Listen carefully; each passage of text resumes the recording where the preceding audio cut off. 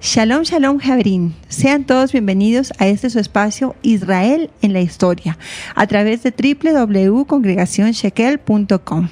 Quienes habla Natalia Muñoz con un tema muy bonito y especial, la vida de un hombre que todos conocemos, el rey David. La historia y propósito de vida de este importante hombre y monarca la encontramos principalmente en los libros de Primera y Segunda de Samuel y en el libro de Primera de Reyes en el Antiguo Testamento. El rey David es sin duda alguna uno de los personajes más conocidos y mencionados dentro de la historia, no solo dentro de la historia bíblica, sino dentro de la historia del mundo, sobre todo para quienes basan la fe y doctrina en la enseñanza bíblica, lo conocemos muy bien. Él perteneció a la tribu de Judá, era el menor de los hijos de Isaí, dedicado a cuidar principalmente de los rebaños de su padre, como era costumbre en aquellos tiempos para los hijos más pequeños. Era muy diferente a sus hermanos, tanto físicamente como en su forma de actuar. Los hermanos mayores hacían o se dedicaban a trabajos muy diferentes, incluso 3 de ellos eran soldados del ejército del rey Saúl.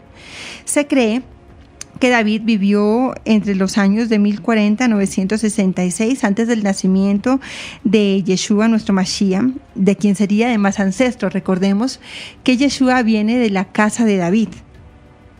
De este rey tan importante se diría que era rubio, era muy guapo, de hermoso parecer, además de ser valiente, guerrero y contribuir positivamente, no solo como rey para Israel, para su nación, en el tiempo en el que él vivió, sino con su enorme aporte a la humanidad, al mundo de las artes, en la literatura, pues recordemos que era músico y poeta, y en su autoría y bajo la unción del espíritu de Hashem, nacería el libro de los Salmos o Tehilim, que también pues escribió junto a Asaf y a los hijos de Coré.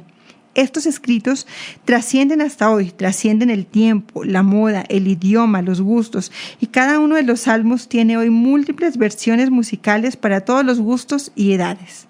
Sus letras son el espejo más claro que nos muestra cuál fue su pensamiento y cuál fue su corazón, cómo era su actuar de este hombre y su apego al Eterno en todos los momentos y facetas de su vida antes de ser rey y durante su mandato.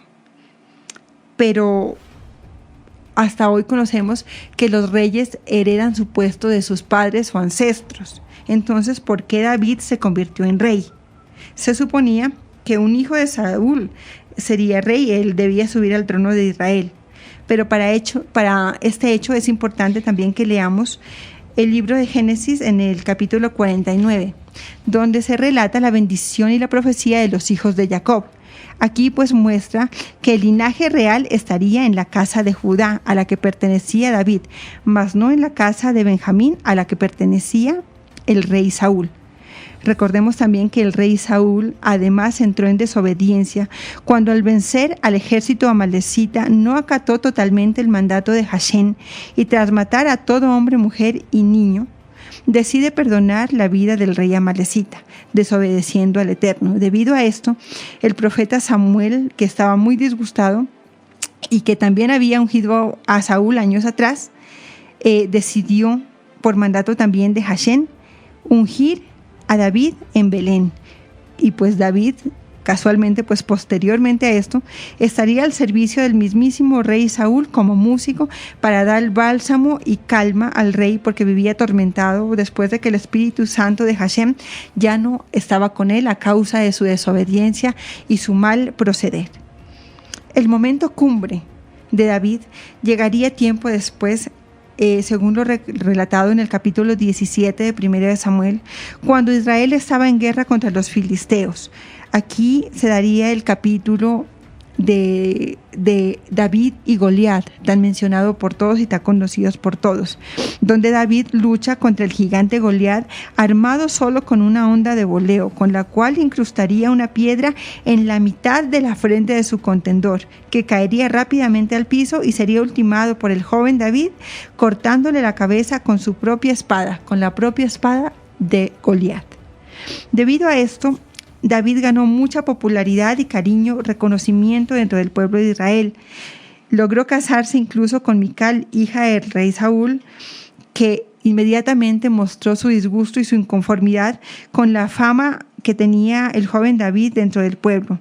Así pues David tuvo que huir al amparo del mismo rey Aquis, rey de los filisteos, que después de esto, tiempo después, derrotaría a Saúl y ordenaría la muerte de 3 de sus hijos varones, lo cual aniquilaría casi definitivamente la casa real de Saúl, que además y tristemente muere por su propia mano al echarse sobre su espada, cometiendo suicidio, muriendo por su mano, muy alejado de lo que el Eterno hubiese querido para él. Israel queda sin su rey, pero subiría al trono el ungido por el Eterno mediante el profeta Samuel, que para entonces ya había muerto. Pero David no era aceptado en las tribus del norte, que nombraron al único hijo varón sobreviviente a Saúl, Isboset, que también y tristemente sería asesinado por los mismos seguidores de David sin su consentimiento, porque recordemos que el rey David amó mucho la casa de Saúl, le tenía gran cariño al rey, además de que era su suegro, y sobre todo por su gran amigo Jonathan, que había muerto en Gilboa en la batalla contra los filisteos. David y Jonathan tuvieron una amistad entrañable, una amistad, casi una hermandad. Ellos se querían mucho hasta sus últimos días, y David siempre extrañó a su amigo. Después de todo esto, David trabajaría en la unión de las 12 tribus y llevó su próxima conquista hasta Jebus, y fue reconocido como rey por los líderes de todas las tribus en la capital, en Jebus, lo que después sería Jerusalén hasta hoy. Definitivamente, dentro de los muchos logros del rey David, está la unificación del pueblo, y a causa de su conexión entrañable con el Eterno y su amor por él, que es conocido dentro de los círculos de la fe como un hombre conforme al corazón de Dios. Pero este hombre, con este corazón, con esta vida, con esta trayectoria, fue un hombre con muchos matices, y dentro de sus lados más oscuros estaban su debilidad por las mujeres y su falta de objetividad en su juicio con respecto a sus seres más cercanos, a sus seres más queridos. En esto podemos ver 2 obscuros lados y 2 episodios muy tenebrosos de su vida. El primero con Betsabé, quien después se convertiría en la madre de Salomón, y también está lo ocurrido con sus hijos Amnón y Tamar y Absalón. Con Betsabé cometería adulterio, y encima de esto mandaría a matar al esposo de esta, Urías, cometiendo también asesinato, con toda premeditación y mala intención, sabiendo claramente cuál sería el resultado de esta acción.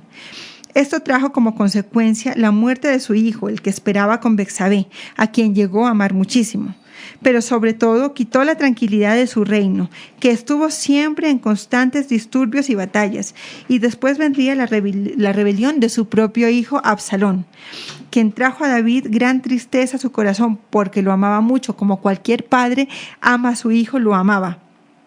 Y Absalón le pagó muy mal a David su amor y su cariño. Incluso subió a su lecho, se burló de su poder, trató de usurpar el trono y terminaría muerto a las manos de Joab, el comandante de David, cuando quedó enredado su cabello en las ramas de un roble. Tuvo una muerte dura, difícil para él y para su padre, porque David estuvo muy triste a causa de la muerte de su hijo.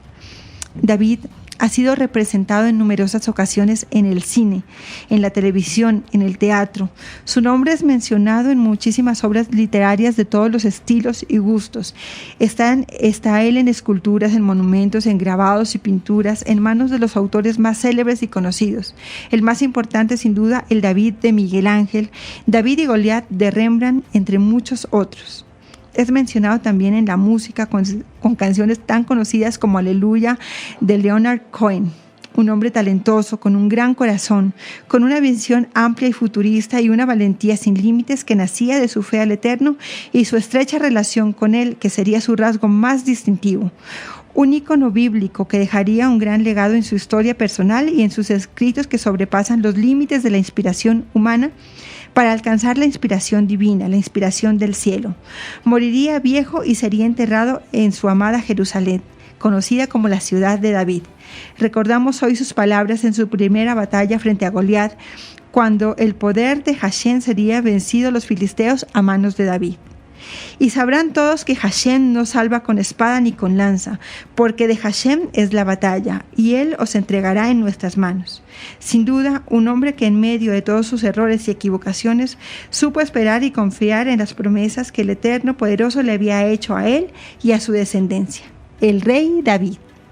Shalom, shalom, mis hermanos. Hasta una próxima ocasión. Les deseo tengan un día, una tarde, una semana de bendición. Quien les habla, Natalia Muñoz. Hasta una próxima ocasión.